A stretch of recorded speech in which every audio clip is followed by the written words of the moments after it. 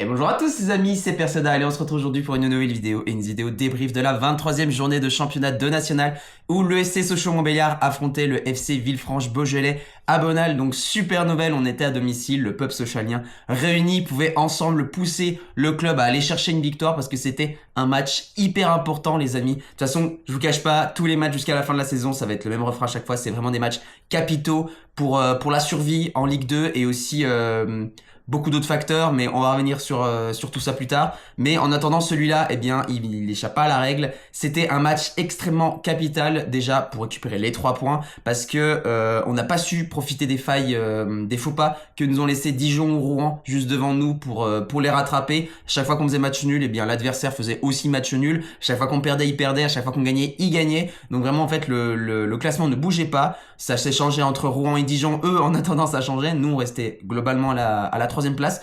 Mais cette fois-ci, ça a bougé, les amis. Le classement n'est plus le même, mais on reviendra sur le classement en fin de vidéo. Mais en attendant aussi, il y avait une deuxième raison au fait qu'il fallait absolument la victoire. Eh bien, c'est continuer sur la bonne dynamique qu'on a eue eh bien, depuis la reprise du championnat après Noël, la deuxième partie de saison, puisque il me semble, si je dis pas de bêtises, on est à 9 victoires consécutives.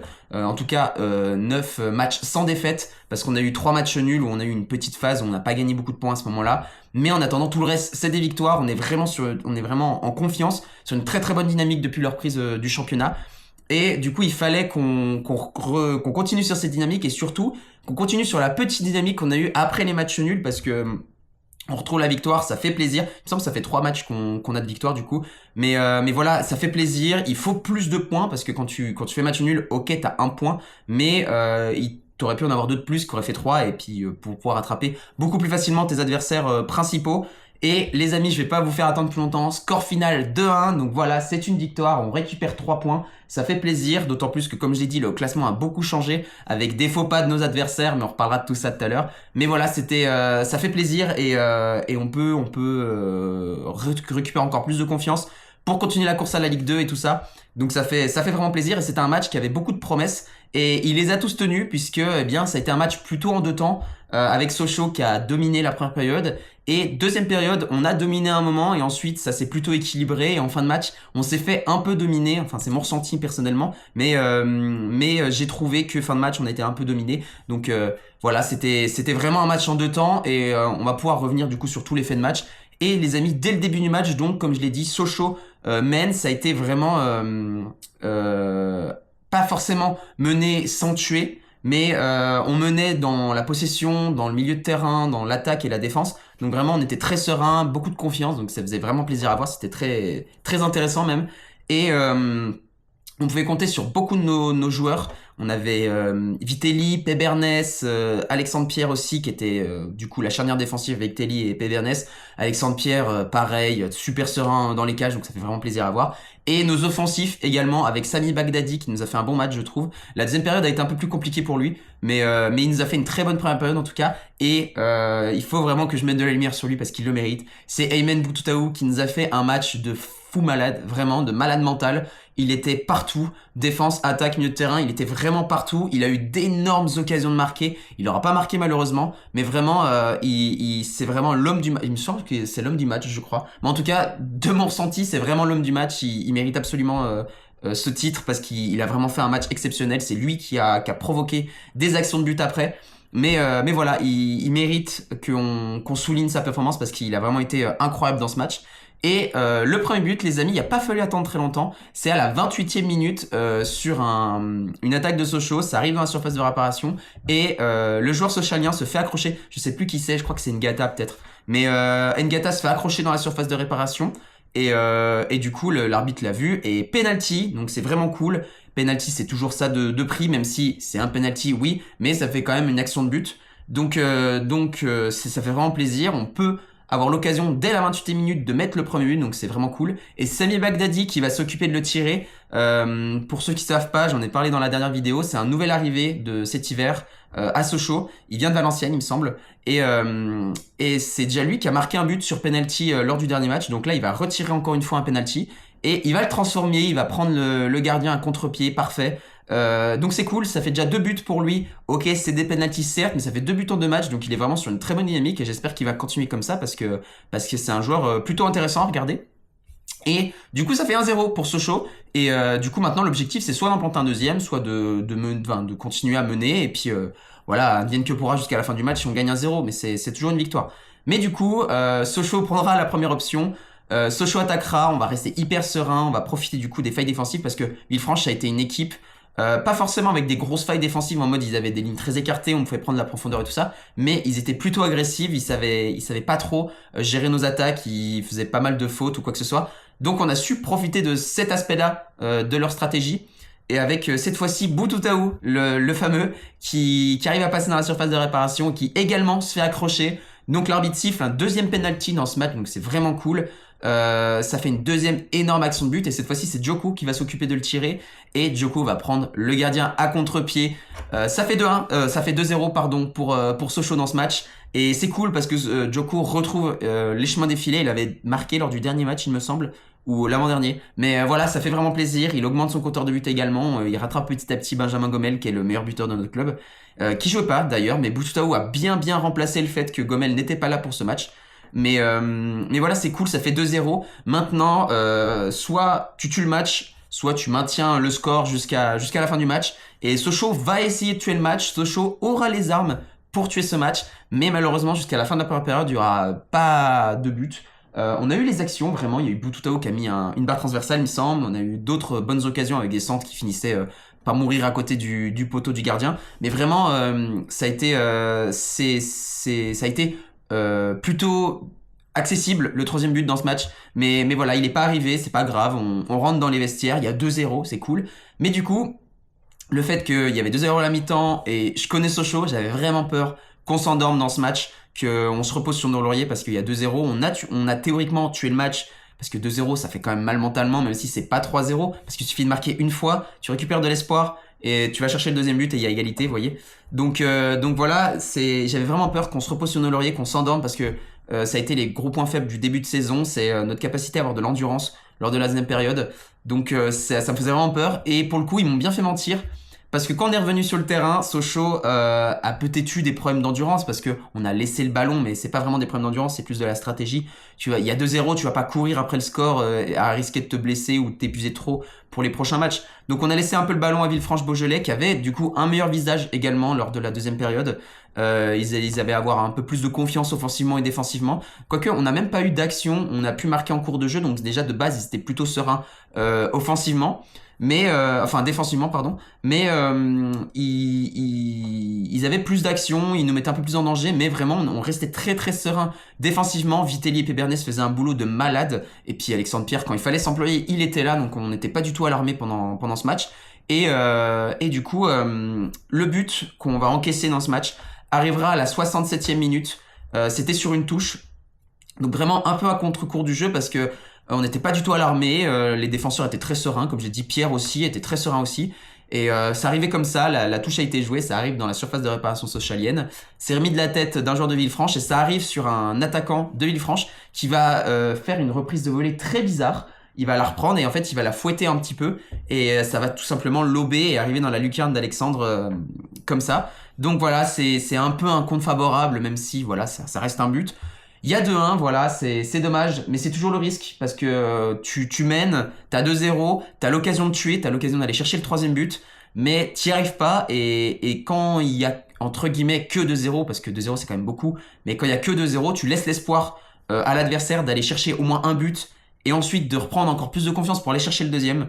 Donc voilà, c'est arrivé, c'est pas grave. L'objectif maintenant c'est de pas encaisser le deuxième, c'est de se relever très vite de ce coup qu'on a pris au moral. Et de rester très en bloc et puis ne pas se mettre en danger inutilement. Et Sochaux ne prendra pas de but, Sochaux restera serein, Sochaux se relèvera très vite de ce but encaissé. Et on aura même l'occasion d'aller chercher le troisième avec Boutoutaou en fin de match à la 94e il me semble, qui a aussi fait une frappe extérieure de surface et qui a fini sur la barre transversale. Donc vraiment, ça a été un joueur qui a fait énormément de choses dans ce match, encore une fois. Et sinon, il me semble, je sais plus exactement si c'est Fofana ou Ngata, qui à la fin du match a eu un 1 contre 1 face au gardien et qui a essayé de faire un passement de jambe pour essayer de passer le gardien et le gardien s'est pas fait avoir et du coup il y a pas eu but, mais voilà, c'est les gros points négatifs que je peux sortir de ce match, c'est le fait de pas avoir tué voilà, c'est pas si grave, il y avait 2-0. Bon, finalement, ça finit sur un 2-1. Mais voilà, c'est un des points négatifs que je peux ressortir, c'est le fait de pas avoir tué assez vite, de pas être allé chercher le troisième but, parce que vraiment, il y avait moyen d'aller chercher ce troisième but. Faut faire très attention à ça, essayer de tuer quand il faut, avoir peut-être moins d'occasions de marquer, mais d'être plus juste offensivement et plus tueur dans les derniers mètres pour avoir plus de buts en fait. Donc voilà, c'est un des points négatifs que je peux sortir de ce match. Mais le deuxième point négatif, c'est un peu personnel cette fois-ci. C'est le fait que, ok, on a 2 buts, ok, on a la victoire, mais les 2 buts, c'est des penalties. Et ça fait toujours un peu jaser les penalties parce que, oui, c'est des buts, finalement, c'est les mêmes statistiques. C'est pour ça que je dis que c'est que personnel, même si je peux pas en vouloir du tout à l'équipe de pas avoir marqué en cours de jeu. Mais en cours de jeu, c'est plus spectaculaire. J'aime bien le spectacle. Mais aussi, c'est le fait d'avoir réussi à trouver la faille dans leur défense, d'avoir bien analysé, d'avoir su trouver le moment opportun pour attaquer et aller chercher du coup les buts. Mais voilà, c'est pas grave parce que comme je l'ai dit, un penalty c'est un but. Enfin, un penalty marqué, c'est un but comme un autre. C'est comme si tu avais marqué une reprise de volée plein milieu de terrain. Voilà, donc c'est pas grave, c'est les mêmes statistiques. Mais au moins, voilà, c'est mon ressenti. J'aurais préféré en cours de jeu. C'est pas grave, c'est comme ça. Mais on a quand même la victoire. Du coup, le score tiendra comme ça jusqu'à la fin du match. J'ai beaucoup aimé d'ailleurs, petite parenthèse. Vincent Oignon, il me semble, je crois qu'il s'est pris un carton jaune pour comportement antisportif parce que c'est vraiment un gamin. La balle lui arrive sur lui en fin de match et en fait lui il a fait un coup de pied en arrière pour dégager le ballon super loin. L'arbitre a pas apprécié, mais je me suis dit ça c'est vraiment le mental qu'il nous faut. Si même l'arbitre, si même notre coach s'y met à leur gagner du temps, ça fait vraiment plaisir à voir. Mais du coup voilà, on a vraiment gagné du temps en fin de match. Je crois que le match est terminé dans le poteau de corner de Villefranche pour essayer de pas du tout être alarmé. Mais voilà, on a la victoire, c'est ça. On récupère 3 points de plus, essentiel. Et là on va pouvoir parler du classement les amis, puisque ça a beaucoup bougé. Comme Rouen en fait match nul, Dijon il me semble sont passés à la première place et Rouen à la deuxième. Nous on est toujours troisième, mais vraiment le classement est hyper serré. Ça va rendre vraiment la fin de championnat hyper incertain. Le premier du coup c'est Dijon il me semble avec 42 points. Le deuxième c'est Rouen avec 42 points également, donc égalité entre les deux premiers, c'est vraiment stylé. Et le troisième, c'est Sochaux avec 42 points également. Voilà, je voulais pas vous spoiler. Mais ça fait vraiment les 3 leaders du championnat sont à égalité. Donc théoriquement, on est premier ex aequo. Oui, mais on est premier. La différence de but fait qu'on est troisième. Mais on est premier du coup. Ça y est, on revient sur cette première match.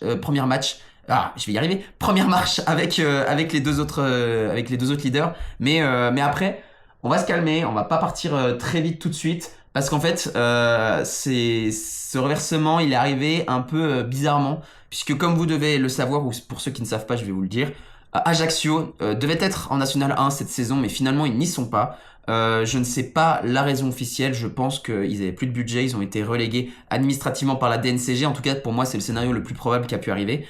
Et du coup, Dijon devait jouer contre Ajaccio et non pas jouer, parce que du coup c'est comme ça que ça marche, comme il y a un club de moins, il y a un club chaque semaine qui ne joue pas. Et qui laisse les autres du coup jouer à leur place. Du coup Dijon n'a pas joué et n'ont pas pu engranger de points pendant ce match parce que c'est même pas victoire sur tapis vert, c'est juste il y a pas de match. Du coup tu gagnes pas de points. Donc Dijon en fait ont un match de moins que Rouen et nous. Donc voilà, c'est pour ça. Donc théoriquement s'ils avaient gagné, parce ils avaient de quoi s'imposer littéralement, ils auraient eu 45 points, donc premier, nous deuxième ex aequo. Mais voilà, et en plus la mauvaise nouvelle dans tout ça, eh bien, c'est que cette semaine, les amis, à l'heure où sort cette vidéo, du coup, la 24e journée, on va pas la jouer non plus, parce qu'on devait jouer contre Ajaccio également, donc on va se faire distancer par nos adversaires, enfin, en tout cas, Dijon vont reprendre leur match qu'ils ont pas joué comparé à nous, donc nous, on va finir sur le même numéro de match, mais par contre, Rouen vont jouer encore une fois, mais la différence, c'est que eux ont pas encore joué contre Ajaccio entre guillemets dans cette deuxième partie de saison. Donc voilà, ça va s'équilibrer petit à petit, d'autant plus que nous on doit encore jouer face à Dijon. Donc si on gagne face à eux, on gagne 3 points et Dijon n'en gagne pas et Rouen eh bien n'auront pas joué leur match, donc du coup ça s'équilibre entièrement. Tout ça, mais voilà, donc c'est la petite parenthèse, faut pas s'alarmer tout de suite, mais pour l'instant, à l'heure actuelle, si le classement reste comme ça, on est premier, ça fait plaisir, on remonte sur cette première marche, je vais y arriver, on remonte sur cette première marche, et c'est cool parce que nos efforts payent, on est sur une super dynamique, on a énormément de confiance, ça fait vraiment plaisir à voir et on a des joueurs qui donnent leur vie sur le terrain et ça fait vraiment plaisir. On a Pébernes, Vitelli qui donnent absolument tout, quitte à avoir des jaunes tout le temps parce que vraiment on se prend tout le temps des jaunes avec eux Et pareil, on a Boututaou, Djoko, on a Gomel, Bagdadi, vraiment on a de quoi. On a Ngata aussi, Fofana, il est un peu plus sur une montée moins vite que les autres je trouve, mais il est quand même très très bon. Donc on a vraiment de matière à faire avec tous nos joueurs et on peut aller chercher cette montée et on va aller chercher cette montée ensemble. Mais voilà, faut faire attention à pas se faire piéger parce que là on est cool, on est heureux, mais voilà, faut faire attention. Encore une fois, les clubs qu'on va affronter, c'est des clubs qui potentiellement jouent leur survie, donc vraiment eux, ils vont encore plus donner leur vie sur le terrain. Nous, on joue la course à la Ligue 2, donc vraiment nous, il y a un coup à jouer aussi dans cette fin de saison. Mais eux, c'est encore pire parce que eux, ils doivent jouer le fait qu'ils vont encore rester en National 1 la saison prochaine. Donc voilà, ça va être piégeux. Faire attention, mais avec l'effectif qu'on a, c'est sûr qu'on peut aller chercher quelque chose. Les amis, c'est la fin de cette vidéo, j'espère que vous l'aurez apprécié. Si c'est le cas, n'hésitez pas à laisser un like et un commentaire. N'hésitez pas non plus à vous abonner, ça me fait vraiment super plaisir. Et sur ce, moi, j'ai plus qu'à vous dire, on se retrouve pour un prochain match. C'était Persodal, ciao!